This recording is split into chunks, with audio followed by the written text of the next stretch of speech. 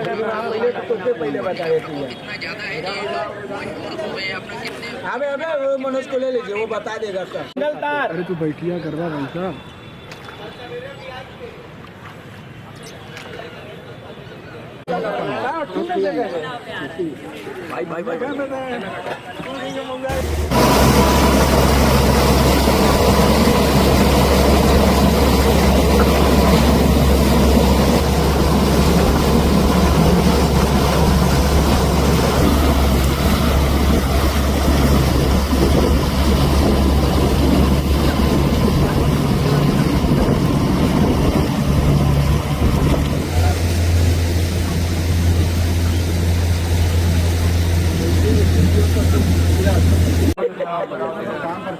Number दिला तो बेटा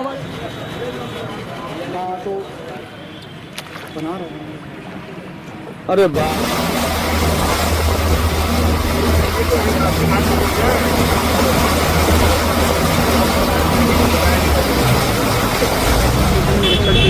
क्या स्थिति है यहाँ पर? देखिए, बनारस में गंगा नदी में और बरला नदी दोनों में पानी का जलस्तर तेज़ी से बढ़ रहा है और ऐसी उम्मीद जताई जा रही है कि आज रात्रि तक ये जो डेंजर लेवल है उसको क्रॉस कर जाएगा। आज मेरे द्वारा और यहाँ के जिलाधिकारी के द्वारा संयुक्त रूप से पूरे बाढ़ग्रस्त एरिया का भ्रमण किया गया है और लगभग 4 से 5 हज़ार परिवार जो हैं प्रभावित ऑलरेडी हो चुके हैं बाढ़ से। इसके लिए 17 बाढ़ राहत शिविर ऑलरेडी आरंभ हो चुके हैं और नए कुछ शिविर कल तक और आरंभ हम लोगों की करने की योजना है।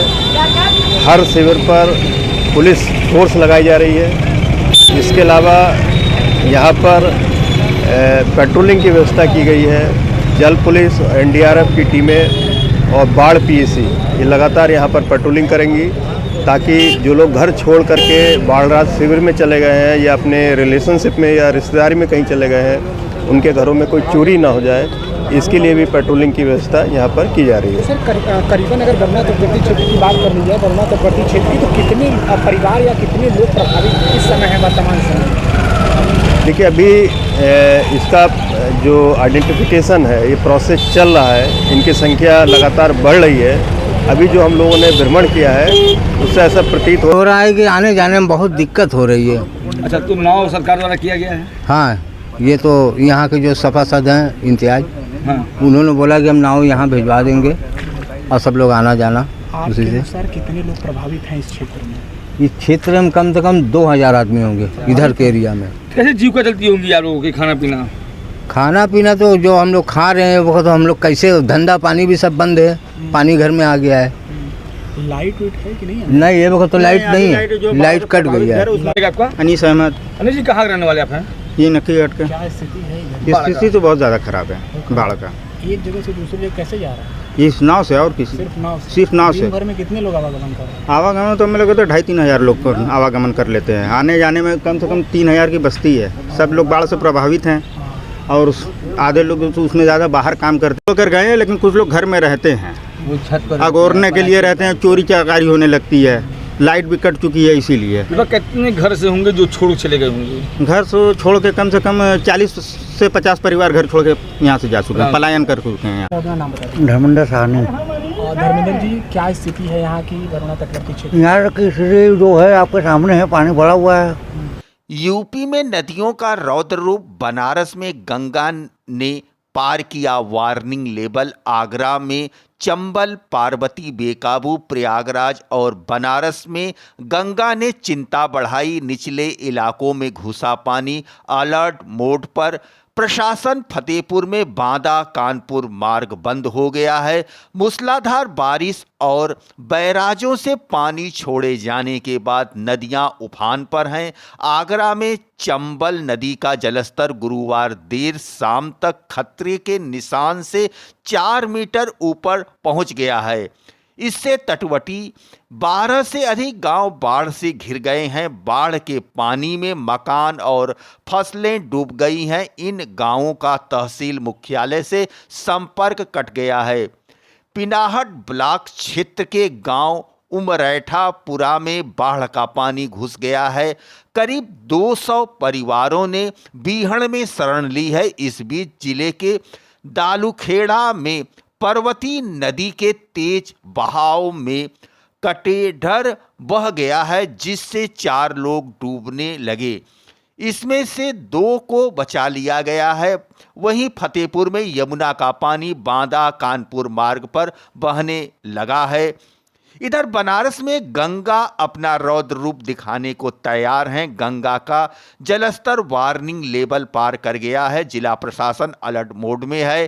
केंद्रीय जल आयोग के आंकड़ों के मुताबिक गंगा का जलस्तर दोपहर 3 बजे के बाद ही वार्निंग लेवल 70.26 मीटर पार कर चुका है। अब गंगा तेजी से खतरे के निशान की तरफ बढ़ रही है।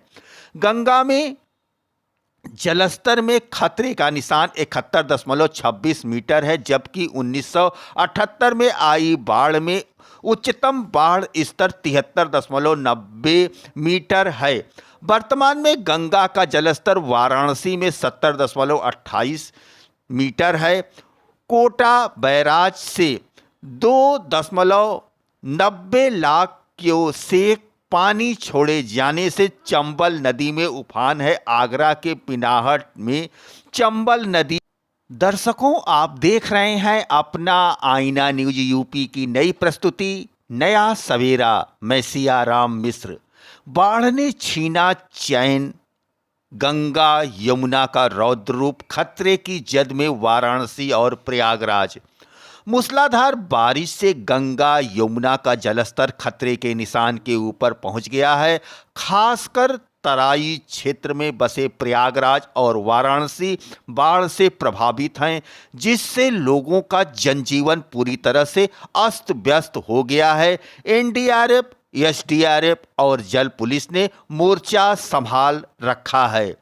पहाड़ों और मैदानी इलाकों में जारी मानसूनी बारिश के कारण गंगा, यमुना और बेतवा समेत कई प्रमुख नदियां खतरे के निशान के ऊपर बह रही हैं। करीब 13 जिले से अधिक बाढ़ की स्थिति का सामना कर रहे हैं लोग। राहत आयुक्त कार्यालय ने सोमवार को एक रिपोर्ट जारी की, जिसमें गंगा नदी वाराणसी, मिर्जापुर, गाजीपुर और बलिया में खतरे के निशान के ऊपर बह रही हैं, जबकि यमुना, औरैया, कालपी, हमीरपुर, प्रयागराज और बांदा में लाल निशान से ऊपर हैं। प्रयागराज का कछार इलाका पूरी तरह से पानी में डूब गया है। लोगों का जनजीवन पूरी तरह से अस्त व्यस्त हो गया है। इधर बुंदेलखंड में अत्यधिक बारिश के कारण बेतवा नदी हमीरपुर में खतरे के निशान के ऊपर बह रही है। मौजूदा वक्त में राज्य के 13 जिले बाढ़ की स्थिति का सामना कर रहे हैं। इन जिलों में प्रयागराज, जालौन, औरैया, हमीरपुर, मिर्जापुर, वाराणसी, कानपुर देहात, बलिया, वादा, इटावा, फतेहपुर, कानपुर नगर और चित्रकूट शामिल हैं। वाराणसी में सोमवार सुबह गंगा नदी का जलस्तर खतरे के निशान को पार कर गया, जिससे घाट जलमग्न हो गए हैं और अधिकारियों को दाह संस्कार और अन्य धार्मिक अनुष्ठान छतों और ऊंचे चौतरों पर करने के आदेश देने पड़े हैं। केंद्रीय जल आयोग के अनुसार सोमवार सुबह तक गंगा नदी 72.1 मीटर के स्तर पर बह रही थी, जो खतरे के स्तर 71.262 मीटर से ऊपर हैं। दशाश्वमेध घाट पर प्रसिद्ध गंगा आरती अब छतों पर की जा रही है, जबकि मणिकर्णिका और हरिश्चंद्र घाट पर दाह संस्कार ऊंचे चौतरों पर किए जा रहे हैं। अधिकारियों ने एहतियातन के तौर पर नदी में नावों की आवाजाही पर प्रतिबंध लगा दिए हैं। अधिकारियों ने बताया कि राष्ट्रीय आपदा मोचन बल एनडीआरएफ की टीम बाढ़ प्रभावित इलाकों में गश्त कर रही है और फंसे हुए लोगों को सुरक्षित स्थानों पर पहुंचा रही है। वाराणसी में बाढ़ की सबसे अधिक मार सामने घाट इलाके में दिखाई पड़ रही है। यहां पर दुकान और कॉलोनियां पूरी तरीके से जलमग्न हो गई हैं। आईना न्यूज यूपी की टीम ने ग्राउंड रिपोर्ट के दौरान एक ऐसे ही मकान में पहुंचे जो पूरे तरीके से पानी में समा चुका था। मकान के ग्राउंड फ्लोर पर पानी भरा हुआ था। गृहस्थी के सारे सामान कमरे में तैरते दिखाई पड़े। लोगों ने कहा कि पिछले 2 दिनों से यहां पर बिजली आपूर्ति नहीं है, पानी की आपूर्ति नहीं है, खाने के लिए सामान नहीं है, लिहाजा अब उन्हें अपने रिश्तेदारों के घर जाना पड़ रहा है। प्रयागराज में पिछले कुछ दिनों से हो रही बारिश कारण शनिवार से गंगा और यमुना का जलस्तर खतरे के निशान 84.73 मीटर से ऊपर है, जिससे जिले के 200 से ज़्यादा गांव और शहर की लगभग 60 बस्तियां बाढ़ की चपेट में आ गई हैं। सोमवार को नैनी में यमुना नदी का जलस्तर 86.4 मीटर दर्ज किया गया है, जबकि फाफामऊ में गंगा नदी का जलस्तर 86.3 मीटर दर्ज किया गया। जिला प्रशासन ने आईना न्यूज यूपी को बताया कि शहर में बाढ़ प्रभावित क्षेत्र के नागरिकों के लिए बाढ़ राहत शिविर केंद्र स्थापित किए गए हैं। वहीं ग्रामीण क्षेत्रों में बाढ़ प्रभावित स्कूलों में शिक्षण कार्य स्थगित कर दिए गए हैं। अधिकारियों ने बताया कि शहर में सदर तहसील के अंतर्गत 107 वार्ड और मोहल्ले बाढ़ से प्रभावित हैं, जिनमें राजापुर, बेली, कछार, चांदपुर, सलोरी, गोविंदपुर, छोटा बघाड़ा और बड़ा बघाड़ा प्रमुख रूप से प्रभावित हैं। वहीं ग्रामीण इलाकों में फूलपुर तहसील के 18, सोराव के 8, मेजा के 12, 12 तहसील के 8 और हड़िया तहसील के 6 गांव बाढ़ से प्रभावित हैं। हालांकि यमुना नदी का जलस्तर घटना शुरू हो गया है। गंगा नदी का जलस्तर अभी भी मामूली रूप से बढ़ रहा है। बीते 24 घंटे में नैनी में यमुना नदी का जलस्तर 8 सेंटीमीटर कम हुआ है, जबकि फाफामऊ में गंगा नदी का जलस्तर 6 सेंटीमीटर कम हुआ है। वहीं छतनाग में गंगा नदी का जलस्तर 1 सेंटीमीटर घटा है।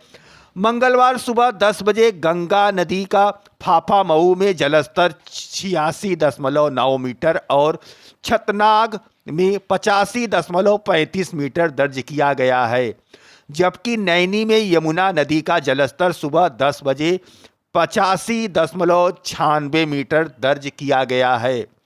जिले में एनडीआरएफ, एसडीआरएफ और जल पुलिस ने मोर्चा संभाल रखा है। शहरी क्षेत्र में बनाए गए 18 बाढ़ राहत शिविर में 7,000 से ज़्यादा लोग शरण लिए हैं।